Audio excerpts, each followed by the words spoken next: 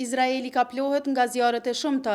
Zjarri në Izrael, një nga më të mëdhat në historinë e vendit, kanë kapluar zonat pyjore mes Kutsit dhe Tel Avivit. 119 ekipe zjarr fikse dhe 10 aeroplan vazhdojnë të luftojnë zjarrin në rajonin malor të Kutsit, përkatësisht në 11 pika ku vazhdon zjarri. Brigada izraelite zjarr fiksve njoftoi se zjarri që shpërtheu në një zonë pyjore midis Kutsit dhe Tel Avivit është një nga më të mëdhat në historinë e vendit. Sipas televizionit shtetëror Izraelit Kan, drejtori rajonal i Kutsit të departamentit të zjarrfiksve të Izraelit, ka njoftuar se po luftojnë një nga zjarret më të mëdha në historinë e vendit. Jemi në mes të një zjarri shumë të madh, ndoshta zjarri më i madh që ky vend ka parë ndonjëherë, ka deklaruar Friedman. 5 vendbanime në Izrael janë evakuuar deri më tani për shkak të zjarreve që filluan në pyllin e Shtaol midis Kutsit dhe Tel Avivit. Izraeli kërkoi ndihmë ndërkombëtare nga 6 vende, përfshirë Greqinë, Kroacinë, Italinë dhe administratën greke të Qipros Jugore për t'u përgjigjur zjarrit. Zjarret që shpërthyen dje në Izrael u përhapën me shpejtësi.